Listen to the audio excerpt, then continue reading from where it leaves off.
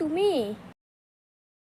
আমার সামনে এক্ষণে তুমি হাঁটু ভেঙে বসো, তাহলে আমি তোমার 10,000 টাকা দেব।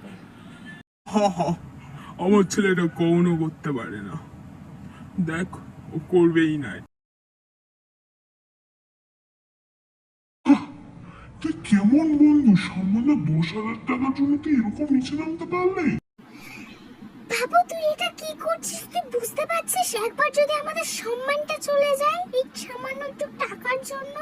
মাত্র 10,000 টাকা, তাও ভাই। বাহ, অসাধারণ! এই 10,000 টাকা শুধু তোমার, এই নাও। ছি, এটা তুই কি করছিস? সামান্য পয়সার জন্য তুই এরকম নোংরামি করলি? ছি, তুই কেমন বন্ধু, সামান্য 10,000 টাকার জন্য তুই এরকম নিচে নামতে পারলি? বাহ, তোমার সময় অনুযায়ী তুমি 10,000 থেকে 1,00,000-এ চলে গেছো, খুব ভালো। তোকে আমার ছেলে বলতেও লজ্জা লাগছে। সামান্য টাকার জন্য তুই আমাদের সম্মানটা নিচু করে দিলি। তোর সাথে আজকে থেকে সব সম্পর্ক শেষ। সামান্য টাকার জন্য আজ তুই তোর মা বাবাকে হারালি।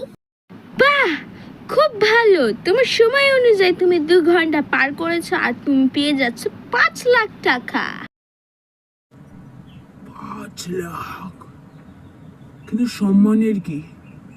তবুও পয়সা সবকিছু না। বাহ, অসাধারণ!